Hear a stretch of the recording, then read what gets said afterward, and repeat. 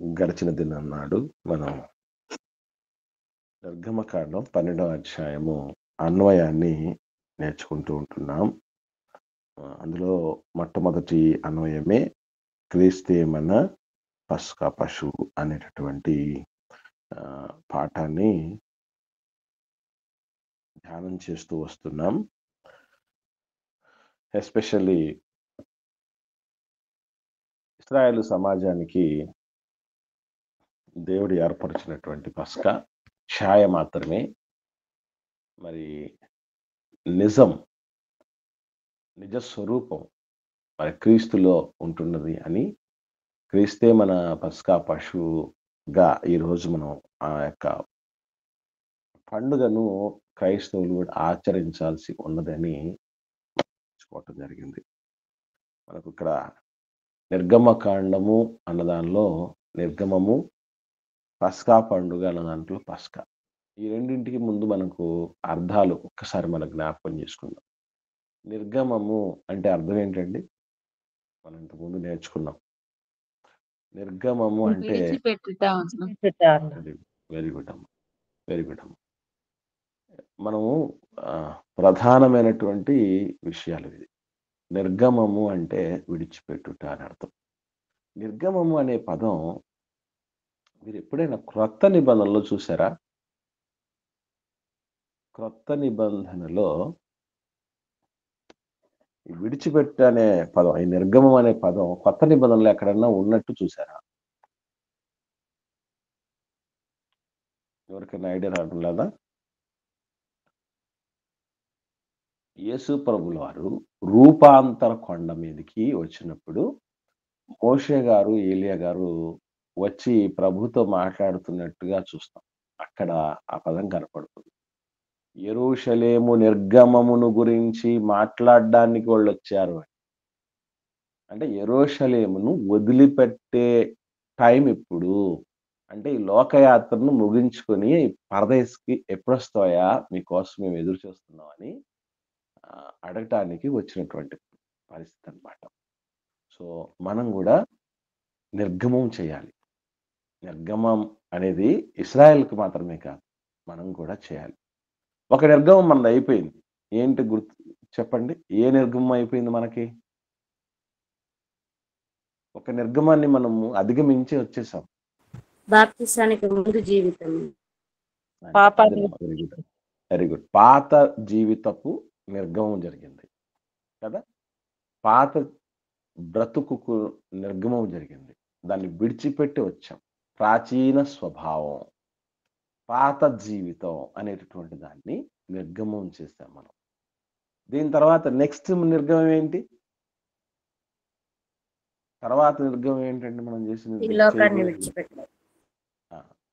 ఈ లోకాన్ని, దేహాన్ని విడిచిపెట్టడం అనేటటువంటి నిర్గమం కూడా జరుగుతుంది. అంటే ఇవన్నీ మనం ఎందుకు చెప్తుందంటే, నిర్గమం అనేది మనకు సంబంధం లేనిది కాదు.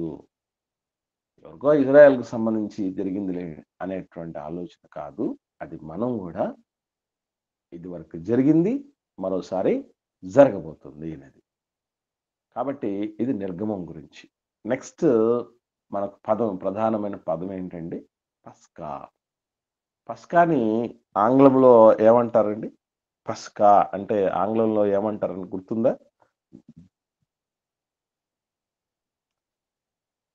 తెలుగులో ఏమంటారండి? పస్కా. వెరీ గుడ్ అక్క. పాస్ ఓవర్ అంటారు. పాస్ ఓవర్ అంటారు ఇంగ్లీష్లో. తెలుగులో దాటిపోవుట. అది అటు గుర్తుపెట్టుకోండి దయచేసి అందరూ. అది మనం మర్చిపోకూడదు. పస్కా అంటే పాస్ ఓవర్, దాటి పోవుట అని అర్థం. పస్కా అనగానే పండగ అనేటటువంటి దానికంటే ముఖ్యంగా గుర్తు రావాల్సింది ఏంటి? అర్థం గుర్తు రావాలి. దాటిపోవుట అనేది అర్థం. ఏం దాటిపోవటం?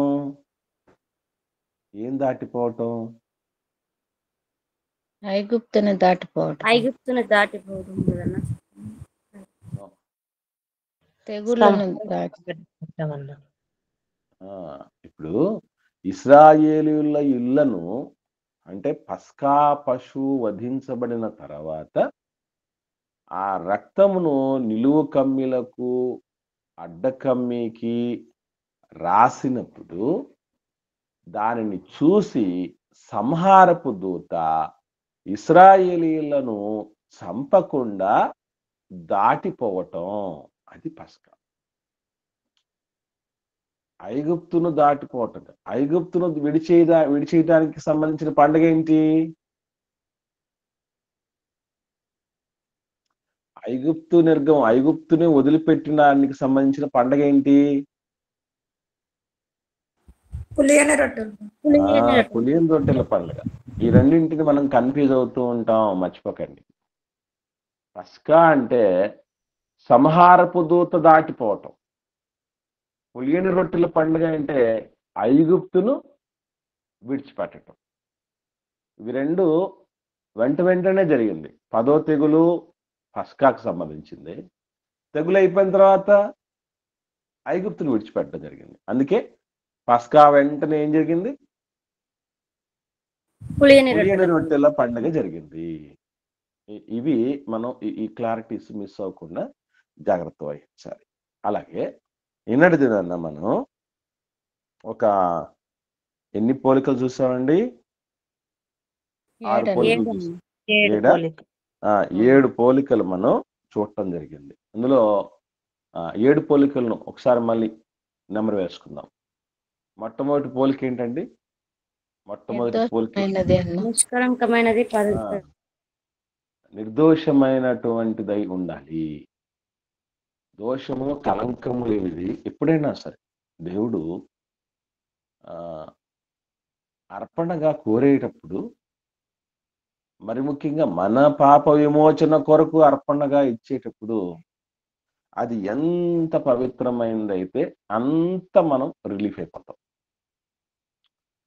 మీకు విషయం తెలుసో తెలియదు, వన్స్ అపాన్ ఎ టైం ఒక మనిషిని విమోచించడానికి ఏం వాడేవాళ్ళు తెలుసండి? ఈ గొర్రెల కంటే, ప్రాణాలు ఇవ్వటం కంటే, ప్రాణాలను బలి చేయటం కంటే ముందు ఒక పద్ధతి ఉంది. ఎవరికైనా ఐడియా ఉందా? ఎలా విమోచించేవాళ్ళు ఒక మనిషి? అంటే ఒక మనిషి బానిసత్వంలో ఉన్నాడు అనుకోండి, వాడు ఏదో తాత ముత్తాతల నుంచి వెట్టి చాకరీ చేస్తూ చేస్తూ చేస్తూ వాడు ఎంత కొంచెం డబ్బు తీసుకో ఉంటాడు, కట్టలేకపోయి ఉంటాడు. నువ్వు కట్టలేదు కాబట్టి నువ్వు బానిసగానే తరతరాలు ఉండిపో అని చెప్పేసి ఆ ఊడిగా ఉంటుంది. అటువంటి దానిలో నుంచి విమోచించటానికి ఏమిచ్చి విమోచించే వాళ్ళు తెలుసండి? వెండి అన్న, వెండి బంగారముల వంటి క్షయ వస్తువుల చేత మీరు విమోచింపబడలేదు గాని అని మాట పేతురు గారు రాసిన మొదటి పత్రికలో మనం చూస్తాం కదా. మొదటి అధ్యాయంలో 18, 19, 20 వచనాల్లో ఇవి ఉంటాయి. అంటే విమోచించటానికి ఒకనాడు వెండినిచ్చి, డబ్బులు ఇచ్చి, అందుకే అంటాడు నీ ఇంటిలో వెండితో కొనబడిన దాసుడే గాని అంటాడు. వెండితో విమోచించుకుంటారు, బంగారంతో విమోచించుకుంటారు. వెండి బంగారాలతో కూడా విమోచన సాధ్యం కానిది పస్కాతో అయింది. ఎందుకంటే మరి నిజంగా ఆ విమోచన అనేది వెండి బంగారాలతో అయిపోయేటట్టయితే ఐగుప్తుల దగ్గర లేవా వెండి బంగారాలు? ఉన్నాయా లేవండి? వాళ్ళ దగ్గర నుంచి కదా తీసుకొచ్చుకునింది ఇశ్రాయేలీలు. కాబట్టి వెండి బంగారాలకేమీ కొదువు లేదు, కానీ అవి విమోచించలేవు. అందుకే పస్కా పశువులో కూడా అన్ని క్వాలిఫికేషన్స్ ఉన్నదానిని అర్పణగా ఇవ్వాలి. ఈవెన్ దేవునికి మనం ఇచ్చేటప్పుడు కూడా సర్వశ్రేష్టమైనది ఇవ్వగలగాలి. అన్నిటికంటే శ్రేష్టమైనది పవిత్రమైన జీవితం. అది అన్యాక్రాంతం కానిది, అక్రమం కానిది అయినటువంటి జీవితాన్ని అనికివ్వాలి. సజీవయాగం అంటాడు చూసారా, అలా. నెక్స్ట్ రెండవది ఏంటి అంటే మగదై ఉండాలి. ముందు కుటుంబంలో యజమానుడు, పురుషుడు బలైపోవటానికి సిద్ధపడాలి, సిద్ధపరచాలి. తండ్రి స్థానంలో ఉన్న వ్యక్తి సిద్ధపడాలి. కొడుకుని ఏం చేయాలి? కొడుకుని ఏం చేయాలండి? తర్వాత దానికి సిద్ధపరచాలి. సిద్ధపడాలి. ఆ, వారసత్వం కదా, కొడుకును సిద్ధపరచాలి. కొడుకుని సిద్ధపరచాలి. కాబట్టి ఈ బరువు బాధ్యతలను అప్పగించే పరిస్థితి నాకు ఎందుకు ప్రారంభం నుంచి ఇంటి పేరు ఎవరికి నిలబెడతారండి? ఇంటి పేరు కొడుకులే ఆడబిడ్డ అన్న. తండ్రి ఆడపిల్లకి పెడతారా, మగబిడ్డకు నిలబెడతారు చెప్పండి? కొడుకులకే మగబిడ్డ అన్న. అది కూడా ఎందుకు ఏర్పాటు చేసాం వాళ్ళు అంటే, ఆ తండ్రి తాలూకు అన్ని సాధక బాధకాలు క్యారీ ఫార్వర్డ్ చేయాల్సినటువంటి పరిస్థితుల్లో ఉండాల్సిన వాడు అబ్బాయి అన్న ఉద్దేశం. అంటే మగదై ఉండాలి. ఓకే, 2 లక్షణాలు అయిపోయాయి. మళ్ళీ మూడోది ఏంటి? మూడోది పస్కాకు విమోచనకు ముందు ఆచరించారు. అలాగే క్రీస్తు ప్రభుల వారి మరణానికి ముందు బల్లని ఆచరించారని. వెరీ గుడ్ అమ్మా. సో ఇది పస్కా అన్నది, అది కూడా ఆచరణ ఎప్పుడు అంటే విమోచించబడ్డానికి ముందు. ఇంకా అది జరగలేదు. సంహారపు దూత రావటము, ఐగుప్తుల తొలి సంతానాన్ని చంపేయటము, ఇశ్రాయేలీల్ని వదిలేయటం ఏమి జరగలేదు. జరగక మునిపే ఆచరణ జరిగింది. ఇది నా శరీరము అని ఇచ్చాడు ప్రభు, ఇది నా రక్తము అనేకుల కొరకు చిందించబడుతున్నది అన్నాడు. ఇంకా చిందించబడలేదు. అలా రెండు కూడా ఈ విమోచన జరగక ముందే ఆచరించబడ్డాయి. ఇది మూడో పోలిక. తర్వాత నాలుగో పోలిక, రక్తం చిందించినదై ఉండాలి. రెండింటికి కూడా రక్తం అనేది చిందించబడేదే ఉంది. సో రక్తం చిందించబడకుండా పాపము తీసివేయుట అసాధ్యము. కాబట్టి పాపం తీసివేయటానికి, రక్తం చెందటానికి ఎందుకు పెట్టాడు ఆ లింకు? ఎప్పుడైనా ఆలోచన చేశారండి? ఎందుకు ఈ లింక్ ఎందుకు పెట్టాడు? రక్తమే రక్తము చిందించబడకుండా పాపాలు తీసివేయుట అసాధ్యం అన్నాడు కదా దేవుడు. రక్తం చిందించకుండా పాపం తీసివేయబడ్డం అసాధ్యం అని ఎందుకు చెప్పాడు? ఎందుకు ఆ ప్రాసెస్ పెట్టాడు? ఎవరికైనా ఆలోచన ప్రాణం కదన్నా. ఓకే అమ్మా, ఇంకా రక్షణకు గుర్తు. రక్షణకు గుర్తు, రక్తం అంటే ప్రాణం. ఓకే, ఇంకా దేవుడు ఒక ప్రాసెస్ ని ఎన్నుకున్నాడంటే రండి, దాని వెనక మనలో ఒక మార్పు రావాలి. ఆ ఉద్దేశంతో ఇటువంటి దేవుడు ఏర్పాటు చేస్తాడు. నేను ఇంతకుముందు చెప్పాను కదా, వెండి బంగారాలు ఇచ్చేసి విమోచించుకోవచ్చు కదా. ఎందుకు ఈ ప్రాసెస్ పెట్టాడు అంటే, దాని వెనక చాలా అద్భుతమైన పాఠం ఉంది. ఆ పాఠం ఏంటంటే, మన స్థానంలో ఒక నేరం చెయ్యని, ఒక పాపం చెయ్యని, ఒక పరిశుద్ధమైన అమాయకమైనటువంటి ప్రాణి మనం పాపం చేసినందుకు వెలవెల్లాడి చచ్చిపోతూ ఉంటే, కనీసం ఒక్కసారైనా అరే నేను ఈ పాపం చేసినందుకే కదా ఈ ప్రాణి, అమాయక ప్రాణి అలా గిలగిల కొట్టుకొని చచ్చిపోతుంది. దీనికోసం మరలా ఏంటి, ఎటువంటి లోపాలు లేకుండా, ఎటువంటి కళంకం లేకుండా, అది మగదై ఉండాలనేది, ఏడాది ఉండాలనేది. ఏడాది అని ఎందుకు పెట్టారు? ఏడాది అంటే మంచి ప్రాయం, అది మంచి ప్రాయంలో ఉంది అని అర్థం. అంత పర్ఫెక్షన్లో ఉంది అని అర్థం. ఇంత పర్ఫెక్ట్గా ఉన్నటువంటిది నేను చేసిన పాపం కోసమే కదా చచ్చిపోయేది. అమ్మ మీద ప్రేమ సాధారణంగా 8 సంవత్సరాలు నిండే సమయానికి అమ్మ పాత్ర తెలిసిపోద్దటండి. ఆన్ యావరేజ్ నా జన్మ, నా పుట్టుక వెనక అమ్మ పాత్ర ఎంత ఉంది అని తెలియటానికి 8 ఏళ్ళు మినిమం పడుతుందట మనిషి యావరేజ్గా. అందులో ముఖ్యంగా అమ్మ విషయమే గుర్తొచ్చేది ఏంటంటే, అమ్మ చావు అంచుల దాకా వెళ్ళింది నన్ను కనటానికి.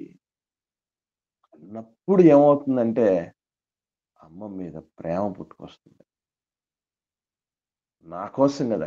ఇంత పెయిన్స్ పడింది మా అమ్మ.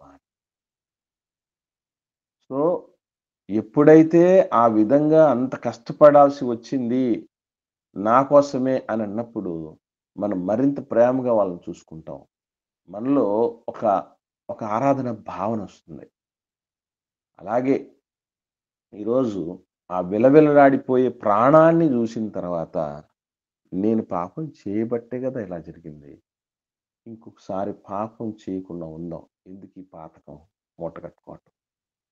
ఆ రిపెంటెన్స్, ఆ మార్పు రావాలి అన్న ఉద్దేశంతో దేవుడు ఈ పద్ధతిని ఏర్పాటు చేశాడండి. కానీ బాధాకరమైన విషయం ఏంటో తెలుసండి? అది చూసినప్పుడు గూడా మనిషికి చలనం రావట్లేదండి.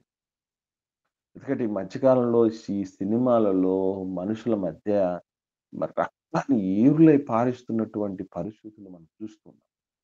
నిత్యము పాతాలతో సృష్టించబడుతున్నటువంటి పరిస్థితులు. Once upon a time 'passion of the Christ' అనే సినిమా వేస్తే బోరున ఏడ్చేవాళ్ళట. మెల్ గిబ్సన్ గారి డైరెక్షన్, ఆయన మెల్ గిబ్సన్ అనేటువంటి ఆయన యేసుప్రభు పాత్ర వేశాడు. సినిమా థియేటర్‌లోకెళ్ళినటువంటి ప్రతి ఒక్కరు గూడా కళ్ళు అదే కర్చీపుల నిండా కన్నీళ్లు నింపుకొనొచ్చారట. ఇప్పుడు అట్లా బాధపడేవాళ్ళు కూడా లేరండి. ఎందుకంటే చాలా గతి తప్పిపోయింది ప్రపంచం. చలనాలు లేకుండా పోయాయి. బాధలు ఏమీ పడటం లేదు. ఏడ్చేవాళ్ళు గూడా లేకుండా పోతున్నట్టండి. చచ్చిపోయిన తర్వాత మన వాళ్ళు ఏడ్చేవాళ్ళు గూడా లేకుండా పోతారట. ఇప్పటికీ మనం కొన్ని కొన్ని సందర్భాల్లో జూస్తూ ఉంటాం. బాధేస్తుందండి. ఇప్పుడు చావు దగ్గరకొస్తాం అనుకోండి. అందరూ విషాదంగానే ఉంటారండి? అందరూ విషాదంగానే ఉంటారు. అందరూ బాధపడతారా? అందరూ ఏడుస్తారండి? గమనించారా మీరెప్పుడన్నా? అందరూ ఏడవరు. మాట్లాడుకుంటారు, పిచ్చాపాటీ మాట్లాడుకుంటారు, నవ్వుకుంటారు. ఏంటిది ఎక్కడికొచ్చారు అనేటటువంటి విషయం గూడా కోల్పోయినటువంటి పరిస్థితి మర్చిపోయిన పరిస్థితులుంటున్నాయి. దారుణమైన పరిస్థితులెళ్తాయి. కాబట్టి ఇటువంటి పరిస్థితుల్లో కరుడుగట్టిన మానవ హృదయాన్ని కాస్తన్నా స్పందింపచేయాలి. పాపం పట్ల అసహ్యం రావాలి అన్న ఉద్దేశంతో దేవుడు ఆ పద్ధతిని ఏర్పాటు చేశాడు. దాన్ని గూడా ఈరోజు మనిషి పాడు చేసుకుంటున్నాడండి. అధిగమించేస్తున్నాడు. విపరీతం అయిపోయింది. అందుకే నేను చెప్తూ ఉంటాను. ఒకనాడు శాపం ఇచ్చాడు దేవుడు. హవమ్మకిచ్చినటువంటి శాపం ఏంటండి? ఒకటా? రెండా? ఎవరికైనా ఐడియా ఉందా? హవమ్మకు శాపం ఒకటిచ్చాడా? శాపాలు 2 ఇవ్వటం జరిగిందా? 2 అన్నా. 2. ఏంటమ్మా గుర్తుంటే చెప్పండి ఒకసారి? వేదనతో పిల్లలను కందువు అని అన్నాడన్నా. హ్మ్. అలాగే యందు వాంఛ కలిగి ఉంటావు అన్నాడు. రైట్ అమ్మా. Very good. వెరీ గుడ్ అమ్మా. 2 శాపాలిచ్చాడు గదా! ఇప్పుడు నేను అడుగుతున్నాను. అసలు ఈ శాపాలంటారా? లేకపోతే మంచి మంచి లక్షణాలా? మళ్ళీ అడుగుతున్నా. ఈ నిజంగా శాపాల కింద లెక్కా? లేకపోతే ఇవి మంచి గుణగణాలా? మంచిదే అన్న. చాలా మంచియమ్మా. నిజంగా చాలా మంచి. ఎందుకనంటే సిజేరియన్‌ల జోలికెళ్ళకుండా నార్మల్ డెలివరీలు కావాలని ఎంతమంది పోరాడుతున్నారు. వేదనైనా సరే ఆ విధంగా కంటే మంచిదని. అసలు నార్మల్ నొప్పులే డెలివరీ రావడం లేదు. అవునమ్మా. అవునమ్మా. పెయిన్సే రాకుండా ఉండాలి. ఇప్పుడు ఈ కాలంలో అమ్మాయిల్లో ఎవరిని వన్స్ అపాన్ ఎ టైమ్ మనం అడుగుతూ ఉండేవాళ్ళం. ఏమని? నార్మలా? సిజేరియన్ అని. ఇప్పుడు ఎవరు అడిగేవాళ్ళు గూడా లేకుండా పోయారు. ఎందుకు? ఎక్కడ నార్మల్‌లో జరిగే పరిస్థితులు కనబడట్ల. ఆ పెయిన్స్ అనేవండి అప్పుడేనండి ఇబ్బంది కలిగించేది. వెంటనే రిలీఫ్ అయిపోతది. నార్మల్ అయిపోతుందటండి. కానీ సిజేరియన్ ఆపరేషన్‌లు జరిగితే ఇక జీవితాంతం గాజు బొమ్మల్లాగా ఉండే పరిస్థితులే వస్తాయట. నేను చూస్తున్నాను కళ్ళారా. నా భార్యకి 2 సిజేరియన్ ఆపరేషన్‌లే. ఒక 10 ఏళ్ల వరకు బానే ఉండిందండి. చిన్నమ్మాయిని కన్నా 10 ఏళ్ల వరకు పర్వాలేకుండా ఉండేది. తర్వాత అన్ని కంప్లైంట్స్ అలా వచ్చేస్తదంట. ఎందుకంటే అది అబ్నార్మల్ కదా! ఇప్పుడు భర్త యందు వాంఛగలిగిన పరిస్థితి మంచిదా కాదా? పక్కింటోడి మీద, ఎదురింటోడి మీద కాదు కదా కలిగేది. భర్త మీదే వాంఛగలిగేది. ఇప్పుడు అది కూడా పోయింది. అందుకే మీరు చూస్తున్నారు కదా! మొన్న లేటెస్ట్‌గా ఈ ఆగస్టు 6వ తారీఖు తెలంగాణ ప్రాంతంలో అనుకుంటాను. 10 నిద్ర మాత్రలేసి, నిద్ర వచ్చేసి భర్తను చంపేసి ప్రియుడితో కలిసి ఏదో చిన్న యాక్సిడెంట్ అయినట్టు డ్రామా చేసి దొరికిపోయాడు. ఇప్పుడు ఆశలు, వాంఛలు కలగట్లేదు. కట్టుకున్నోళ్ళ మీద కలగట్లా. అంటే దేవుడు ఆ రోజు ఏర్పాటు చేసిన ఆ సిస్టమ్ కూడా ఎంత మంచిది ఆలోచించండి. తర్వాత పోలిక ఏం నేర్చుకున్నామండి? ఎముకలలో ఒక్క ఒకటైన ఎముక కూడా విరవబడలే. ఎముకల్లో ఒక్కటి కూడా విరవబడకూడదు. ఆ ఎముకల్లో ఒకటి కూడా విరవపడకూడదు అనేటటువంటి ఆ పద్ధతి, ఆ పరిస్థితి యేసు ప్రభువులో కూడా నెరవేరాలి. పస్కా పశువు కదా ఆయన. కాబట్టి ధర్మశాస్త్రమునైనను ప్రవక్తల వచనములైనను కొట్టివేయవచ్చుత నేను తలంచవద్దు, నెరవేర్చుటకి గాని కొట్టివేయుటకు నేను రాలేదు. లోక పాపములను మోసుకొని పోవు పస్కా పశువు అనేటటువంటిది మనందరి దోషములను ఆయన మీద దేవుడు మోపాడు. అది ప్రవచనం. అది యేసు ప్రభు కోసం రాబోయేటటువంటి పస్కా పశువుగా రాబోతున్నాడని చెప్పటానికి ఏర్పాటు చేసిన ప్రవచనం నెరవేరాలి. కాబట్టి అందుకే ఆయన కాలు ఎముకలు విరగగొట్టక మునిపే ఆయన చనిపోవటం అనేది జరిగింది. అది ప్రవచనం కూడా చెప్పటం జరిగింది. అంటే ఈరోజు మనం కూడా రండి. దేనికో కాదు రెక్కలు ముక్కలు చేసుకోవాల్సింది. దేవుడు కోరుకున్నట్లుగా ఉన్నటువంటి జీవాన్ని, ఊపిరిని సజీవ యాగంగా అర్పణ చేయాలి. ప్రభువు జీవితాంతం, ఆద్యంతం అద్భుతమైనటువంటి జీవితం అండి. పుట్టిన ఈ భూమి మీద శరీరాన్ని ధరించుకొని వచ్చిన నాటి నుండి ఈ శరీరాన్ని వదిలేసేంత వరకు కూడా అద్భుతమైనటువంటి, ఆచరణ యోగ్యమైనటువంటి, శ్రేష్టమైనటువంటి, అద్వితీయమైన జీవితాన్ని ఆయన గడిపాడు. మనం అలాగే ఉండాలి. అందుకే మనం ఆయన అడుగుజాడలు మనకున్నాయి. తర్వాత లక్షణాన్ని మనం నేర్చుకున్నాం. అదేంటి? కుళ్ళు దేహం పట్టకూడదు. కుళ్ళు పట్టని పరిస్థితి. అది కూడా మనం నేర్చుకోవటం జరిగింది. పస్కా పశువు కుళ్ళు పట్టకూడదు అనేటటువంటి లక్షణం నేర్చుకోవటం జరిగింది. సో మనం ఇక్కడ గుర్తుపెట్టుకోవాల్సిన విషయం ఏంటంటేనండి, మరి మన దేహాలు కుళ్ళు పడతాయి కదా, పడతాయా పట్టవా? పడతాయి. మరి ఇప్పుడు ఇది పస్కా పశువుకు సంబంధించి ఎలా మనం పోల్చుకోవచ్చు అంటే, గుర్తుపెట్టుకోండి, వాస్తవంగా భౌతికమైన ఈ దేహానికి పట్టిన దేవుడిచ్చిన భరోసా ఏంటండి? దేవుడిచ్చిన భరోసా ఏంటి? ఇప్పుడు ఎండిపోయిన ఎముకల లోయల్లో వెరీ గుడ్ అన్న. ఎండిపోయిన ఎముకల దగ్గర తీసుకెళ్ళి, అంటే అది కుళ్ళిపోయి మొత్తం అంతా అన్ని అయిపోయి ఆఖరికి మిగిలిన ఎముకలు కదా, వాటిని ఏం చేశాడు దేవుడు? తిరిగి లేపాడు. వాస్తవంగా కుళ్ళు పట్టటం అన్నటువంటి దాన్ని దేంతో కరెక్ట్ గా పోల్చుకోవచ్చు అంటే, నరకానికి వెళ్ళిపోవటం, నిత్యాగ్నికి జారిపోవటం. అది జరగనీయకుండా చూస్తాడు.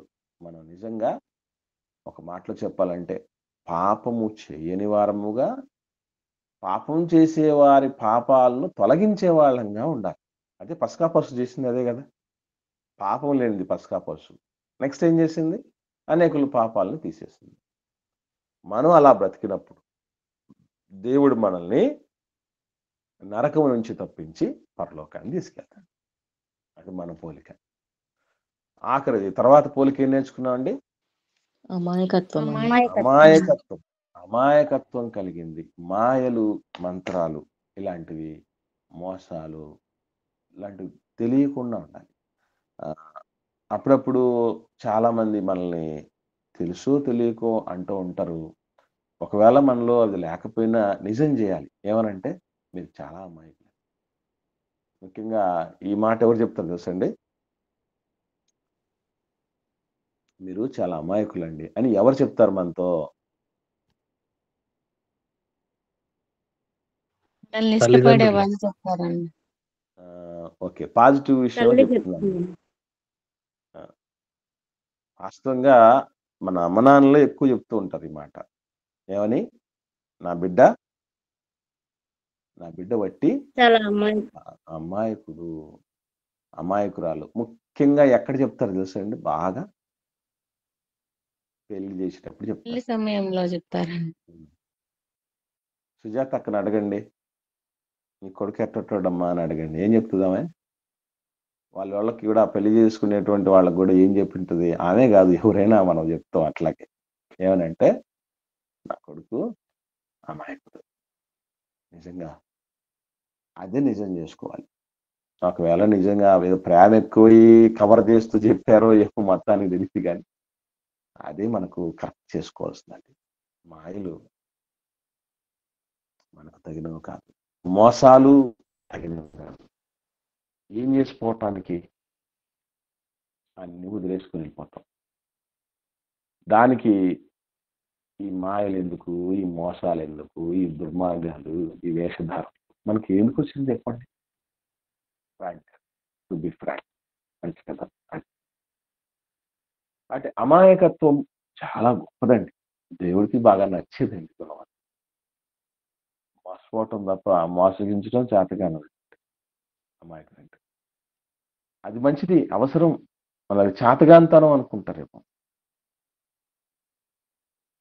ఏమండి? చాలా మంచి గుణం అండి అది. దేవుడు వాడుకుంటాడు, ఎన్నుకుంటాడు అలాంటి వాళ్ళు. అటు మాయ లేని జీవితాలు, మోసం లేని జీవితాలు మనకు అవసరం. తర్వాత పోలికలు కూడా మనం ఈరోజు నేర్చుకున్నాం. ఇక తర్వాత విషయాలు ఏంటంటే యాక్చువల్లీ మరణ సమయంలో వాళ్ళని వాళ్ళు అప్పగించుకోవటం, అర్పణ చేసుకోవటం, తన్ను తాను అర్పించుకునేటటువంటి పరిస్థితి. ఇంతకుముందు మనం చెప్తాం. ప్రిపేర్ అయిపోతాయి. ఈ పశువులు వధకు చేయబడేటువంటి పశువులన్నీ కూడా మీరు చూస్తూ ఉంటాం. కబేలాలు అంటారు కదా. పేరు అన్నారండి? పేరు కబేలాలు అనేది. కబేలాలు అనేటటువంటి పేరు ఎవరన్నా విన్నారా లేదా? వినలేదమ్మా. కబేలాలు ఆ కబేలాలు పశువులను వధించే ప్లేస్ అండి అది.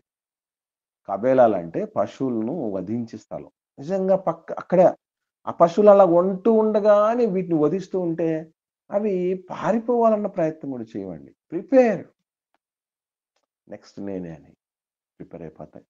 తనకు తానుగా ప్రిపేర్ అయిపోవటం జరుగుతుంది. తమను తాము అర్పణ అయిపోవటానికి ప్రిపేర్ చేసుకున్నటువంటి లక్షణం పస్కా పశువుది. యేసు ప్రభువుది కూడా. ఎఫ్సీలు రాసిన పత్రిక 5వ అధ్యాయం 2వ వచనాన్ని చూద్దాం పిల్లలు. అపోస్తలుడైన పౌలు గారు ఎఫ్సీలు రాసిన పత్రిక 5వ అధ్యాయం 2వ వచనం ఏమని రాయబడింది చూడండి.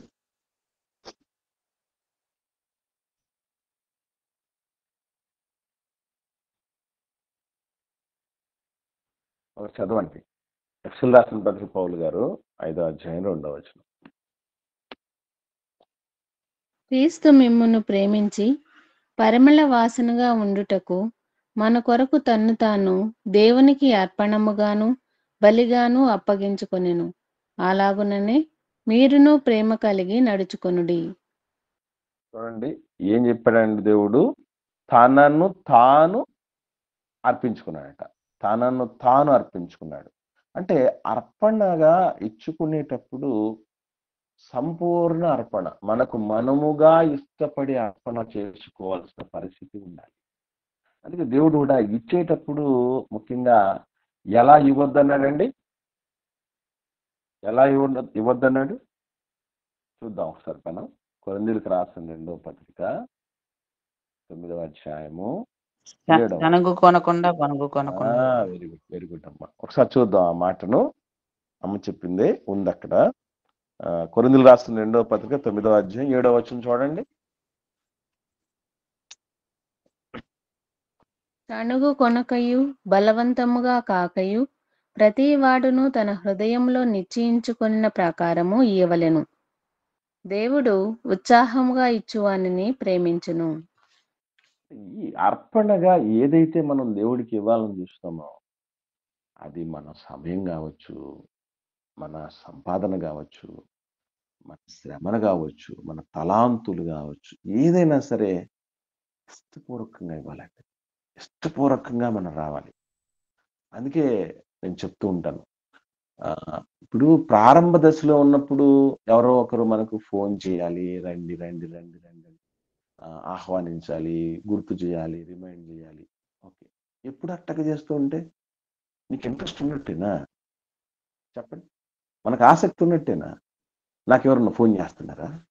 పోనీ మీకు అందరూ ప్రతి ఒక్కరికి అట్లనే ఎవరన్నా ఫోన్ చేస్తున్నారండి? ఇప్పుడు ప్రారంభంలో అలవాటు చేయించడానికి సంబంధించి అమ్మలాంటలో కష్టపడుతూ పరిచయం చేయటం జరిగింది. రుచి చూసిన తర్వాత ఏం చేయాలి? మనమే ఫాలో అప్ చేసుకోవాలి. వాళ్ళకి అది దేవుడు వాళ్ళే రావాలి. ఇష్టపడతాడు. వాళ్ళకు వాళ్ళే రావాలి. అది మంచిది. ఎంతకాలం చేస్తారండి? ఎంతకాలం ఉంటారు? చెప్పండి. ఆరోగ్యం అన్ని సహకరించే పరిస్థితులు ఎన్ని ఉంటాయా మనుషులకి? అందరూ వాళ్ళు డేలా పడిపోయే పరిస్థితి కదా. వాళ్ళు వచ్చి పిలిస్తే తప్ప రాలేని పరిస్థితి అంటే ఏంటది? ఆసక్తి లేకపోవడం, బలవంతం మీద రావడం, అది సనుగుకొని రావటం. ఇప్పుడు వచ్చి అలా మనం మనకి ఇంట్రెస్ట్ లేనటువంటి పరిస్థితుల్లో మన నిజంగా మంచి కోసం పిలిచినా చేసినా కూడా ఏమంటారండి? సనుక్కుంటారు. ఈమెకి ఏం పని లేదు, ఆయనకి ఏం పని లేదు, ఎప్పుడు మమ్మల్ని ఇబ్బంది పెడతా ఉంటారు. అలాగొచ్చేస్తుంది. మనకు మనంగా ఇంట్రెస్ట్ అనేటటువంటిది చెయ్యాలి. ఇంట్రెస్టెడ్గా ఇవ్వాలి. యేసు ప్రభువుల వారు ఎలా ఇచ్చారట? తనకు తాను బలిగా అర్పణగా అయ్యారట. అలా మనకు మనం ఇష్టపడి ఏదైనా ఇవ్వడానికి ప్రిపేర్ అయిపోవాలి. చాలా మంచిది. ఏమండి? తర్వాత పోలికను మనం జాగ్రత్తగా ఆలోచన చేస్తే ఈ రెండింటిలో కూడా ఒక కామన్ థింగ్ ఉందండి. పస్కా పశువు విషయంలో, యేసు ప్రభు యొక్క దేహం విషయంలో రెండింటిలో ఒక సామ్యము ఉంది, పోలిక. అదేంటంటే రెండు భుజించటంతోనే ఆచరణ చేయాలి కదా. పస్కా పశువుని ఏం చేయాలండి? తినాలి కదా. పూజించాలి. పస్కా పశువులు తినాలి. ప్రభువు శరీరాన్ని రక్తాన్ని తిని తిని త్రాగాలి కదా. కాబట్టి రెండింటిలో కూడా కామన్ గా ఏముంది? తినడం తినటం అనేది కామన్ గా ఉంది. అంటే దేవుడు అండి నిజంగా ఎంత మంచిగా ఆలోచన చేస్తాడంటేనండి, మనకు నిజంగా ప్రపంచంలో చాలా పనులు చేస్తామండి మనం. కానీ ఈ పనులన్నింటిలోనూ బాగా ఇష్టమైన పని ఏంటి తెలుసండి? బాగా ఇష్టమైన పని ఏంటి తెలుసా? తినడమే. అంతేనండి. తినటమే. చాలా ఇష్టమైనటువంటిది. అది బాగా గమనించుకొని చూడండి. ఉదయం టిఫిన్, మధ్యాహ్నం భోజనం, సాయంత్రం స్నాక్స్, రాత్రి ఫుల్ మీల్స్, ఇవన్నీ కూడా ఏం చేస్తాం మనం? ఇష్టపూర్వకంగా తింటాం. ఇష్టపూర్వకంగా చేస్తాం. అంటే అరే మన మనసుని ఎరిగి మన ఇష్టాల్లోనే ఏం చేశాడు ఆయన? మన సంకల్పాన్ని పెట్టాడు. ఎంత మంచి ఆలోచన ఉంది దేవుడికి. నాకు అనిపిస్తూ ఉంటుంది. ఇప్పుడు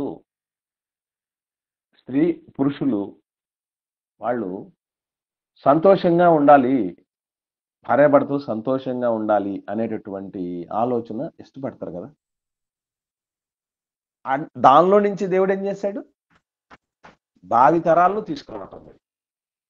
అంటే మనకి ఇష్టమైనటువంటి దానిలో నుంచి ఆయన యొక్క సంకల్పాన్ని నెరవేర్చుకుంటూ రావటం జరిగింది. అంటే మనల్ని బాధ పెట్టి, మనల్ని ఇబ్బంది పెట్టి ఆయన పనిని నెరవేర్చుకోవాలని దేవుడు ఎప్పుడు అనుకోడు. మర్చిపోకండి. అందుకే మనకు తినబెట్టి దేవుడు మనకి ఏం చేస్తున్నాడు? ఆయన ఇష్టాన్ని నెరవేర్చుకో, మనల్ని సుఖపెట్టే సంకల్పాన్ని నెరవేర్చుకో. ఎంత మంచి దేవుడు అండి. మన మనసు ఎరిగినటువంటి దేవుడు, మహనీయుడు. గ్రేట్. కాబట్టి అలాగా 2 భుజించటంతోనే ఆచరణ అనేది జరిగింది. తదుపరి మనం పోలికను ఆలోచన చేయగలిగితే ఇవి 2 జగత్తు పునాది వేయబడక ముందే నిర్ణయం అయిపోయాయి. పస్కా ఇశ్రాయేలీలకు అప్పుడు బయటికి తెచ్చింది దేవుడు. బయటికి తెచ్చింది అంతే. కానీ దాని నిజ స్వరూపం గూడా నిజం ఎప్పుడు పుట్టిందో, మనిషి ఎప్పుడు ఉంటాడో వెంటనే ఏమొస్తుందండి? నీడొస్తుంది గదా! అట్లా నిజము, నీడ 2 కూడా ఏనాడో సంకల్పించింది. ఇప్పుడు ఏనాడో అనుకోవటం అన్నది చాలా బలంగా ఉంటదండి. చిన్న ఎగ్జాంపుల్ చెప్తాను మీకు. అన్న చెల్లెళ్ళకు లేదా అక్క తమ్ముళ్ళకు వీళ్ళకు పిల్లలు పుట్టినప్పుడు ఆడబిడ్డ మగబిడ్డ పుట్టినప్పుడు ఓ మాట అనుకుంటారు వాళ్ళు. ఏమనండి? తోబుట్టువులు ఆడమగ ఉన్నటువంటి తోబుట్టువులకి పిల్లలు పుట్టినప్పుడు నా అల్లుడు నా కోడలు అంటే నా కూతురికి నీ కొడుకు చేసుకో అన్న నా కూతుర్ని అని చెప్తూ ఉంటారు కదా. నా కొడుక్కి నీ కూతుర్ని చేసుకుంటాను అని చెప్తారే. ఇప్పుడు ఇది ఒకటి అలా ఫిక్స్ అయిపోయిన తర్వాత ఎవరన్నా సంబంధాలకు వచ్చారనుకోండి, పిల్లలు పెద్దోళ్ళు అయిన తర్వాత మళ్ళీ గొడ్డున్న చోటుకు బిడ్డన్న చోటకి 10 మంది వస్తూ ఉంటారంటారు కదా. ఎవరన్నా సంబంధాలు వచ్చారనుకోండి తెలియనోళ్ళు, వెంటనే ఏం చెప్తారండి? మాకు మేనేరుకు ముందే అని చెప్తారు. ఇంకా ఇంకా ఇంకా ఇంకా చెప్తారు. ఇంకా ముందుకెళ్తారు. మేనరికం ఉందంటారు, మంచిదమ్మా. ఇంకా చెప్తారు ఇంకో మాట. అయ్యో వాళ్ళిద్దరికి ఎప్పుడో నిర్ణయం అయిపోయింది, నిశ్చయం అయిపోయింది. వాళ్ళు పుట్టినప్పుడే ఫిక్స్ చేసేసుకున్నాము. ఓ 20 ఏళ్ల క్రితమే వాళ్లకు పెళ్లి చేయాలని మేము అనేసుకున్నాము అని పెద్దలు మాట్లాడుతుంటారు.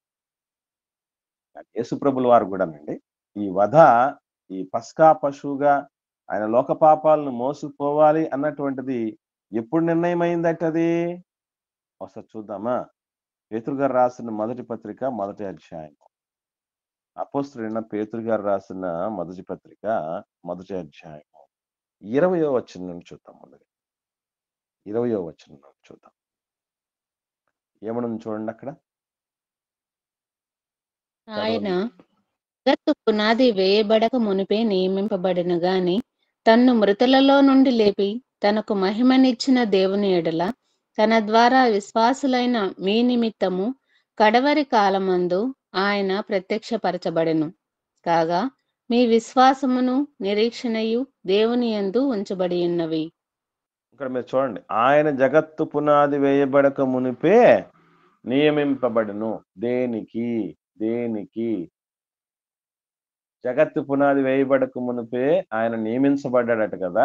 దేనికి? మన పాపం పై వచనాల్లో చూడండి ఏమనుందో.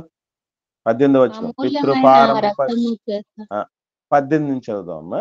పితృపారంపర్యమైన మీ వ్యర్థ ప్రవర్తనను విడిచిపెట్టినట్లుగా వెండి బంగారముల వంటి క్షయ వస్తువుల చేత మీరు విమోచింపబడలేదు గాని అమూల్యమైన రక్తము చేత, అనగా నిర్దోషమును నిష్కళంకమగు గొర్రెపిల్ల వంటి క్రీస్తు రక్తము చేత విమోచింపబడితిరని మీరు దాటిపోయారు. పాపం మిమ్మల్ని వదిలేసి వెళ్ళిపోయింది, మరణం మిమ్మల్ని వదిలేసి వెళ్ళిపోయింది. ఎందుకంటే క్రీస్తు అనే పస్కా పశువు వల్ల. ఆ పస్కా పశువు నియామకం ఎప్పుడు జరిగింది? జగత్తు పునాది వేయబడక మునిపే జరిగింది. అందుకే నేను ఎప్పుడో మాట చెప్తూ ఉంటాను సగర్వంగా, దేవుడికి ఎంత భవిష్యత్తు జ్ఞానం ఉందంటే, ఎంత ముందు చూపుందంటే. కరోనా ముందు వచ్చిందా? కరోనా వ్యాక్సిన్ ముందు వచ్చిందండి? కరోనానే ముందు వచ్చిందన్న కదా, మనందరికి తెలుసు. పోలియో ముందు వచ్చిందా? పోలియో వ్యాక్సిన్ ముందు వచ్చిందా? పోలియోనే ముందు వచ్చింది. అంటే మనకు తెలిసి మానవ వినికిడిలో ముందు రోగం పుడుతుంది, తర్వాత ఔషధం పుడుతుంది కదా. కానీ దేవుడు ఏం చేశాడు? ముందే మందును పుట్టించాడు. ముందే ఔషధం పుట్టించాడు, ముందే వ్యాక్సిన్ పుట్టించాడు, తర్వాత వచ్చింది రోగం. Hats off. అంటే ఏ రోగానికైనా ముందు ఏమవుతుంది, ఏం రెడీ అయిపోయి ఉంటుంది? రోగం పుట్టక ముందే మందు రెడీ అయిపోతుంది. అది దేవుడి భవిష్యత్తు జ్ఞానం. ఎప్పుడో రాబోతారు కదా, జగత్తును తయారు చేయాలి, చేసిన తర్వాత ఏదైనా తోట చేయాలి, ఏదైనా తోటలో ఆదామవ్వలను పెట్టాలి, ఆదామవ్వలు పెట్టిన తర్వాత వాళ్ళ ఆజ్ఞను అతిక్రమించాలి, ఆ తర్వాత లోకంలో నీకు పాపం రావాలి. అంత తతంగం జరిగేటటువంటి సమయానికి ఎన్ని వేల కోట్ల సంవత్సరాలు అయిపోయింది. కానీ దానికంటే ముందే జగత్తే పుట్టక మునిపే ఔషధం రెడీ అయిపోయింది. దేవుడి స్టైల్ అదే. అంటే ముందే పరిష్కారం పుడుతుంది, ముందే తాళం పుడుతుంది. కాబట్టి ఆయన దగ్గర అలా ప్రిపేర్డ్గా ఉంటాయండి. అందుకే ఆయన దగ్గరికి వస్తే ఆల్ హ్యాపీస్, బిందాస్ లైఫ్ ఉంటుంది. అది చాలా అవసరం మనకి. ఏమండి? కాబట్టి ఇలా నియామకం, ఈ పస్కా పశువు నియామకం కావచ్చు, దానికి నిజ స్వరూపంగా ఉన్నటువంటి క్రీస్తు అనే పస్కా పశువు నియామకం కావచ్చు, జగత్తు పునాది వేయబడక మునిపే జరిగిపోయాయి. అది మర్చిపోకూడదు. తర్వాత నెక్స్ట్ ఏంటంటే, వధింపబడక మునుపు 4 దినాల వరకు, అంటే వధింపబడ్డానికి ముందు, పస్కా పశువును వధించడానికి ముందు 4 దినాల ముందే తీసుకొచ్చుకొని మీరు కట్టేసుకోవాలని చెప్పాడు. గుర్తుందా మీకు? 14వ దినమున, మొదటి నెల 14వ దినమున కదా పస్కా ఆచరించాలి. కానీ ఎన్నో దినానికి తీసుకురావాలని చెప్పాడు? మనం చూసాం, గుర్తుందా? 10వ దినానికే తీసుకురావాలి. 10వ దినానికి తీసుకొచ్చి దాన్ని పస్కా పశువుని ఆ గొర్రెల మేకల్లో నుంచి ఏడాది దాన్ని, నిర్దోషమైన దాన్ని తీసుకొచ్చారు. 10వ రోజు నుంచి 4 రోజులు పెట్టుకోవాలి. యేసు ప్రభుల వారు కూడానండి వధించటానికి మునుపే ఏం చేయటం జరిగింది? హోలీ వీక్ అని విన్నారా మెసేజ్ మీరు? హోలీ వీక్, పరిశుద్ధ వారం. అంటే ఈ గుడ్ ఫ్రైడే, ఈస్టర్ ఆ టైంకు నేను మాట్లాడానండి. అది ఉంది మనకి, జేసీసీ మెసేజెస్ అనే యూట్యూబ్ ఛానల్ ఉంది. అది వినండి. అంటే యేసు ప్రభుల వారిని అప్పగించటానికి ముందు పునరుత్థానం, అది ఆదివారం రోజు చూసారా? అక్కడ నుంచి మరలా యేసు ప్రభుల వారు పునరుత్థానాన్ని తిరిగి లేచేంత వరకు ఈ మధ్యలో ఏమేమి జరిగాయి? ఈ వీక్, లాస్ట్ వీక్ అన్నమాట. లాస్ట్ వారం యేసు ప్రభు పునరుత్థానుడు కావటం వరకు ఉన్నటువంటి ఆ లాస్ట్ 1 వీక్ ఏమేం జరిగాయి అనేది మనం అక్కడ ప్రాముఖ్యంగా చెప్పడం జరిగింది. యెరూషలేములోనే యేసు ప్రభుల వారు ఆయన సిలువ వేయబడ్డానికి ముందు 4 రోజుల ముందు వచ్చేస్తాడు. యెరూషలేములోకి ఎంటర్ అయిపోతాడు. ఏది మనకు మట్టలాదివారం జరుగుతుంది కదా. మట్టలాదివారం ఎప్పుడు జరుగుతుందండి? ఐడియా ఉందా మీకు ఎప్పుడు జరుగుతుందో? ఈస్టర్ ముందు వారం. Very good. ఈస్టర్ కి ముందు వారం జరుగుతుంది. అక్కడతో ఎంటర్ అయిపోయాడు ఆయన. అక్కడి నుంచి లెక్కేయండి, సిలువ వేయబడే రోజుకు ముందు ఎన్ని రోజులు వస్తాయి? యెరూషలేములో కదా ఆయన ప్రవేశించి, జయోత్సవంతో యెరూషలేములో ప్రవేశించారు కదండి. ఎన్ని రోజులు ఉంటాయి? 40 days వస్తాయి. కాదమ్మా, 5 days వస్తుందన్న. ఒక 4 ఫుల్ డేస్ వస్తాయి, అంతేనా? ఒక 4 ఫుల్ డేస్ వస్తాయి. అంటే ఊరేగింపబడిన తర్వాత నాన్న? అవునమ్మా. మట్టలాదివారం పునరుత్థాన దినానికి ఒక వారం ముందు వస్తుందమ్మా. పునరుత్థానానికి కంటే ముందు కదా యేసు ప్రభువు వారు సిలువ వేసింది. సిలువ వేయబడ్డం కంటే ముందు ఎన్ని రోజులు వస్తాయి? పూర్తిగా 4 రోజులు వస్తాయి. 4 దినాలు యేసు ప్రభుల వారు వధించబడే ప్రదేశానికి ముందు వచ్చేసాడు. అంటే ఎంత పర్ఫెక్ట్గా సింక్ చేయటానికి, మనకు విషయం అర్థం చేయటానికి ఎన్ని పోలికలు దేవుడు పెట్టాడు మానేడండి. ఎవరు మిస్ అయిపోకూడదని. పస్కా పశువు ప్రభువే అని అర్థం చేసుకోవటానికి, ఏదో దేశద్రోహో లేకపోతే ఏదో తిరుగుబాటు చేయటానికి ప్రయత్నం చేసేవాడని అది కాదు గుర్తు రావాల్సింది మానవుడికి. అది రాంగ్ ఇంటర్ప్రిటేషన్ అసలు. కాబట్టి వధించబడ్డానికి ముందు 4 రోజుల ముందే ఆ వధకు సిద్ధపడేసి తీసుకురావాల్సి ఉంది. యేసుప్రభుల వారు పస్కా పశువు కంటే నిజం కాబట్టి, నీడ కంటే నిజంలో మరింత స్పష్టత ఉంటుంది. ఆయనే ఇంటెన్షనల్ గా మనమే పస్కా పశువుని అయితే మనమే తీసుకురావాలి. కానీ యేసుప్రభుల వారు తనే వచ్చాడు. తనే తనకు తానుగా అర్పణ అవటానికి సిద్ధపడిపోయి ఉండటం జరిగింది. ఇక చివరి పోలికను మనం ఆలోచన చేస్తే అబీబు నెల, మొదటి నెలని అబీబు నెల లేదా నీసాను నెల అని అంటారు. ఈ నెలల గురించినటువంటి ప్రస్తావనలు ఎక్కడెక్కడ ఉన్నాయి పరిశుద్ధ గ్రంథంలో, ఈ ప్రూఫ్స్ అవన్నీ కూడా మనం ఒకసారి చూద్దాం. ఇప్పుడు ప్రస్తుతానికి మొదటి నెలకు 2 పేర్లు ఉంటాయండి. నీసాను నెల, అబీబు నెల. ఈ 2 ఒకటే పేరు ఉంటుంది. కాకపోతే ఒకటే నెలకు 2 పేర్లు అనేది చెప్పటం జరిగింది. ఇందులో 14వ దినాన్నే పస్కా వధ జరగాలి. యేసు ప్రభుల వారు సమయంలో కూడా ఈ నీసాను మాసం అనేటటువంటిది మనకి ఎక్కడి నుంచి ఎక్కడి దాకా వస్తుందంటే మార్చి ఏప్రిల్ నెలలో వస్తుందండి. ఇంగ్లీష్ క్యాలెండర్కి దాన్ని కరెక్ట్గా సమన్వయం చేస్తే మార్చి ఏప్రిల్లోనే వస్తుంది. మనం యేసు ప్రభుల వారిని సిలువేసినటువంటి ఆ యొక్క గుడ్ ఫ్రైడే, ఈస్టరు ఏ నెలలో వస్తాయి మోస్ట్లీ మనకి? ఏప్రిల్లో వస్తుందండి. కొన్ని సందర్భాల్లో మార్చి కూడా వస్తుందమ్మా. మార్చి ఏప్రిల్లో అటు వస్తూ ఉంటాయి. మోస్ట్లీ 90% ఏమో ఏప్రిల్ నెలలో వస్తుంది కదా. అలాగా అంటే యేసు ప్రభుల వారిని వధ కూడా ఎప్పుడు జరిగిందనంటే నీసాను మాసంలో లేదా అబీబు నెలలో 14వ దినాన జరిగినటువంటి పరిస్థితి. అంటే same time, same date, same time, same place అన్నీ కూడా మ్యాచ్ అవుతున్నటువంటి పరిస్థితుల మధ్య పస్కా పశువు వధ అనేది జరిగింది. ఇలాగో మొత్తం ఎన్ని పోలికలు వచ్చాయండి? 10 అన్న. 12 ఉంటాయమ్మా. 12 వచ్చినాయి. 12 అమ్మా. 12 కరెక్ట్. ఎక్కడన్నా మిస్ చేసుకున్నారేమో చూసుకోండి. జాగ్రత్తగా రాసేసుకోండి. మిస్ అయినటువంటి వాళ్ళు మర్చిపోకుండా. ఇవన్నీ కూడా మనకు పస్కా పశువు సంబంధించినటువంటి విషయాలు. క్రీస్తే మన పస్కా పశువు అనేటటువంటి అన్వయం ఇది. తర్వాత దినాన్న మిగిలినటువంటి అన్వయాన్ని మనం నేర్చుకునే ప్రయత్నం చేద్దాం. ఇంకెవరికైనా ఈ క్రీస్తే మన పస్కా పశువు అనేటువంటి పోలికలో ఏమైనా సందేహాలున్నా ఒకసారి తెలియపరచాలని ప్రేమతో మనవి చేస్తున్నాను. ఎవరికి లేకపోతే ఒక ప్రార్థన చేస్తే మనం ముగించుకుందాం.